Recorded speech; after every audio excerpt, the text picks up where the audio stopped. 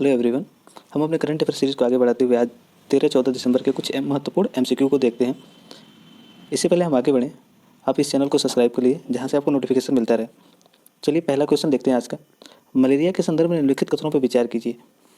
यह प्लाज्मोडियम नामक प्रोटोजोआ के कारण होता है। प्लाज्मोडियम नामक प्रोटोजोआ के कारण होता है मलेरिया। दूसरा विकल्प है प्लास्मोडियम प्लाज्मोडियम संक्रमित मादा एन्फ्लूएंजा मच्छर के काटने से शरीर में प्रवेश करता है। यह परजीवी सफ़ेद रक्त कोशिकाओं पर हमला करके उन्हें तोड़ने का कार्य करता है। उपरोक्त में से कौन सा विकल्प सही है? केवल एक, केवल दो और तीन, केवल एक और दो, उपरोक्त सभी। तो इसमें हम देखें तो यह सफ़ेद रक्त कोशिकाओं पर न हमला करके रेड सेल्स पे हमला करता है, इसलिए तीन गलत है। एक और दो सही है, अर्थात सी इसका सही आंसर है। अगला क्वेश्चन देखते हैं।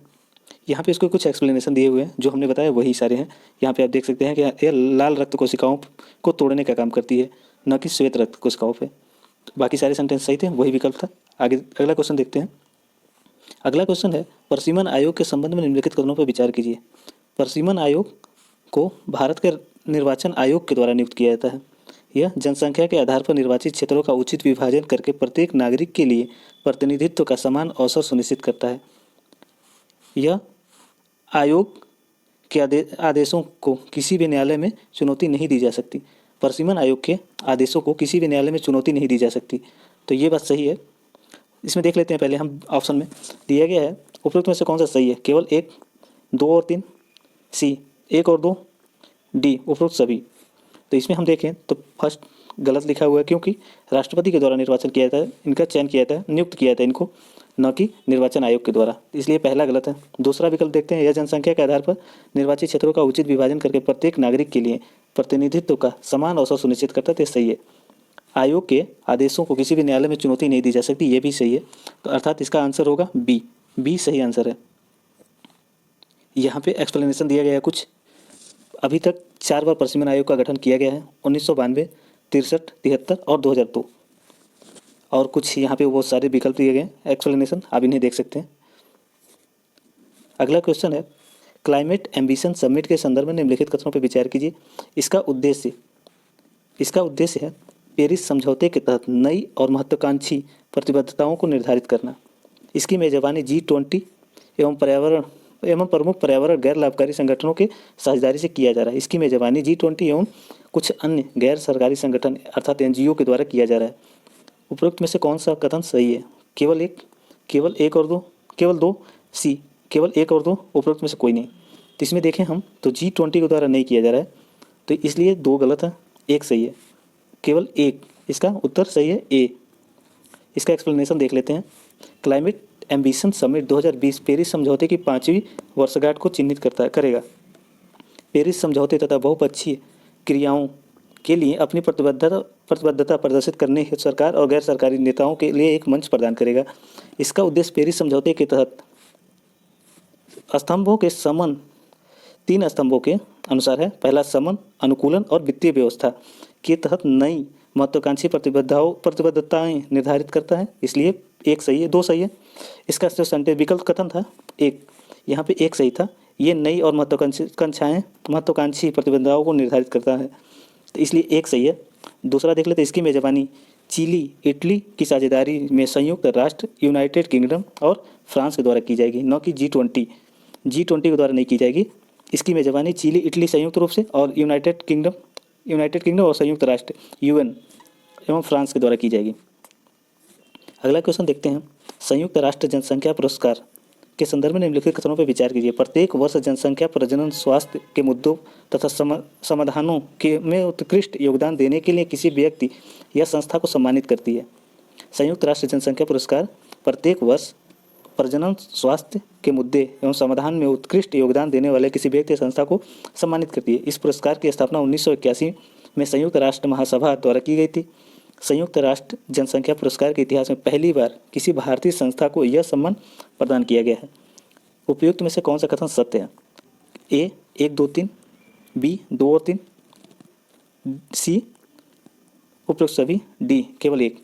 यहाँ पे थोड़ा सा मिस्टेक हो गया, 3, 1, 2 ए में, बी 2 और 3, डी एक केवल एक और सी सभी। तो इसका उत्तर होगा सी सभी, क्योंकि भारत में पहली बार किसी संस्था को मिला है ये पुरस्कार, इसलिए न्यूज़ में था। और इसकी स्थापना 1981 में जनरल असेंबली के द्वारा की गई थी, तो ये भी सही है। इसका दोनों तीनों कथन सही था, इसलिए सी सही है इसका। यहाँ पे एक्सप्लेनेशन दिया गया है, यहाँ पे देख सकते हैं आप। हेल्प एज इंडिया एक संस्था है भारत की, जिसको संस्थागत श्रेणी में 2020 के लिए चुना गया था, जिसने प्राप्त किया है। तो और पहला एक और संस्था को मिला है, वो कौन सी है? रानी मदर गौडील्य संगे चोल्डियन वांगचुक को वर्ष 2020 में व्यक्तिगत श्रेणी में प्रदान किया गया है।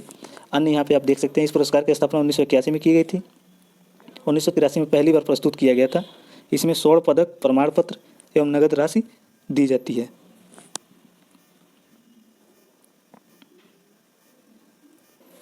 इसमें प्रत्येक वर्ष जनसंख्या, स्वास्थ्य एवं प्रजनन के मुद्दे के समाधान में उत्कृष्ट योगदान देने वाले के लिए व्यक्ति या संस्था को सम्मानित किया जाता है। अगला क्वेश्चन देख लेते हैं। पोलावरम बांध के संबंध में निम्नलिखित कथनों पर विचार कीजिए। पोलावरम परियोजना आंध्र प्रदेश में गोदावरी नदी पर बहुउद्देशीय सिंचाई हेतु निर्माणाधीन राष्ट्रीय परियोजना है। पेनगंगा और इंद्रावती, प्राणहिता और मंजरा गोदावरी की मुख्य सहायक नदियाँ हैं। अगला विकल्प है गोदावरी संकटग्रस्त फ्रिंज लिफ्ट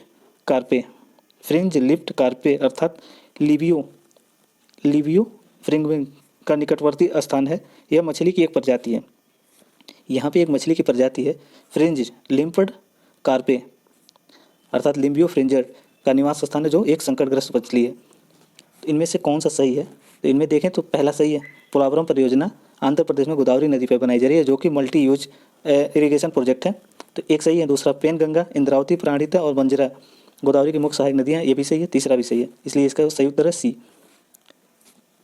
यहाँ कुछ प्रमुख अब राष्ट्रीय नेशनल पार्क और रिजर्व दिए गए हैं। इंद्रावती राष्ट्रीय उद्यान, ये दंतेवाड़ा छत्तीसगढ़ में है। कवाल वन्यजीव अभ्यारण्य, ये तेलंगाना में है।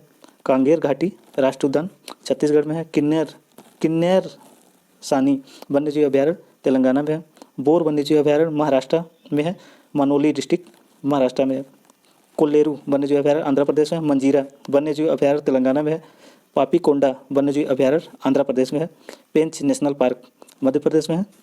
और लास्ट है ताड़ोबा अंधारी टाइगर रिजर्व है, चंद्रपुर महाराष्ट्र में है। अगला क्वेश्चन देखते हैं। महासागरीय धाराओं के संबंध में निम्नलिखित कथनों पर विचार कीजिए।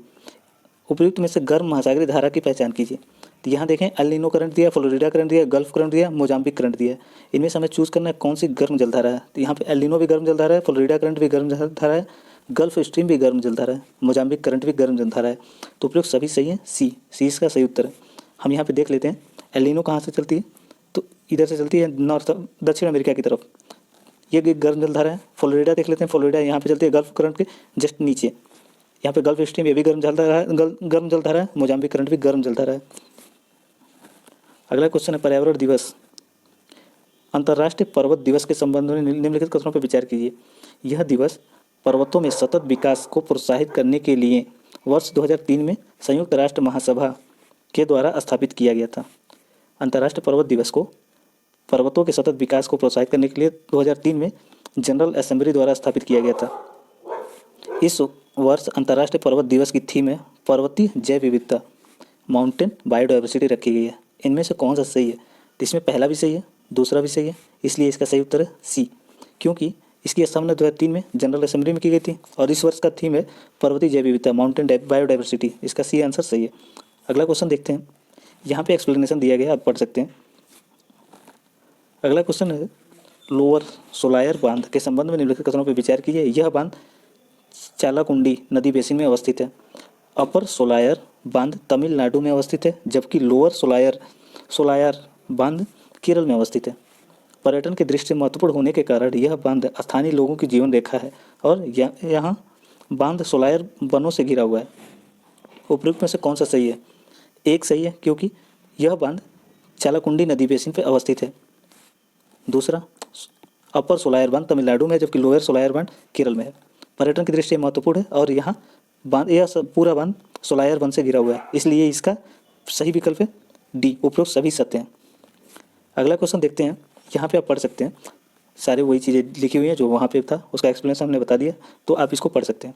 अगला क्वेश्चन देखते हैं। सेंटिनल-6 उपग्रह के संबंध में निम्नलिखित कथनों पर विचार कीजिए। महासागरों की निगरानी करने के लिए तैयार किया गया सेंटिनल-6 उपग्रह को तैयार किया गया महासागरों की निगरानी करने के लिए। इसकी इसी तरह के एक अन्य उपग्रह जिसे सेंटिनल-6B कहा जाता है, वर्ष 2025 में लॉन्च किया जाएगा। यह वैश्विक समुद्र तल में परिवर्तन को मापने के लिए समर्पित अगले मिशन का एक हिस्सा है। इनमें से कौन सा सत्य है? तो हम पहला देखें यहाँ पे, महासागरों की निगरानी करने के लिए तैयार किया गया, तो बिल्कुल सही है। दूसरा कथन देखें, इसी तरह के एक अन्य उपग्रह जिसे सेंटिनल-6B कहा जाता है 2025 में लॉन्च किया जाएगा, तो ये भी सही है। तीसरा सेंटेंस देखें, तो यह वैश्विक समुद्र तल में परिवर्तन को मापने के लिए समर्पित एक अगले मिशन का एक हिस्सा है, तो ये भी सही है। इसलिए इसका सही उत्तर है डी। इसमें सभी कथन सत्य हैं। इसका एक्सप्लेनेशन आप यहाँ देख सकते हैं। जैसे कि यहाँ पे देखा है, इस उपग्रह को जेसन CS मिशन के तहत लॉन्च किया जाएगा। तो यहाँ पे आपसे पूछा जा सकता है कि इसको किस मिशन के तहत लॉन्च किया जाएगा, तो जेसन CS मिशन के तहत लॉन्च किया जाएगा।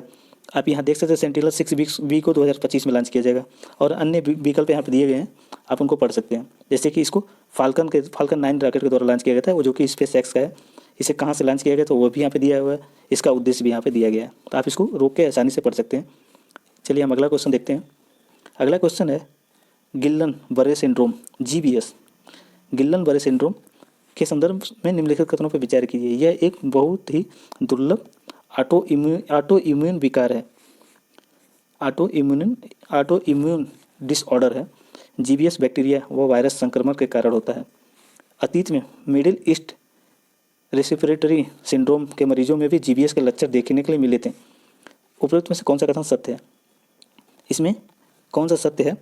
तो हम देखें तो इनमें तीनों सत्य हैं, जो कि तीनों दिया नहीं गया है, तो ये 3 C सही है, क्योंकि यह एक दुर्लभ विकार है, सभी में होता नहीं। जो लोग कोरोना से ग्रसित थे उनको दवा दी जा रही है, तो उनमें देखा जा रहा है एक ऑटो इम्यून विकार देखने के लिए मिल रहा है, जिसके कारण उनके शरीर में अन्य अनेक तरह की बीमारियां उत्पन्न हो रही हैं, जिससे कि उनका कोई शरीर काम नहीं कर रहा है। तो ऐसी समस्याएं देखने के लिए मिल रही हैं, इसलिए इसका C सही आंसर होगा, सभी सत्य हैं।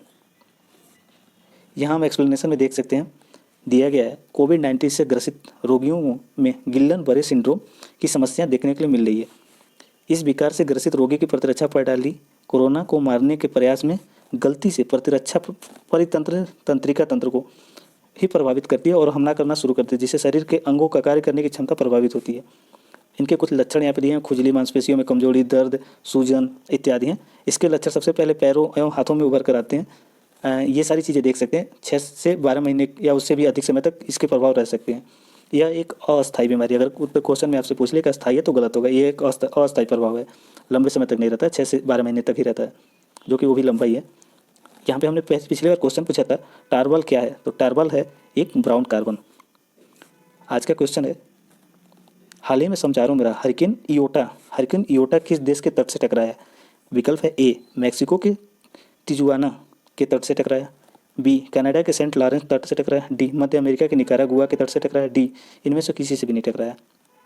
आप इसका आंसर कमेंट बॉक्स में बताइए। तो आज के लिए बस इतना ही। Thank you.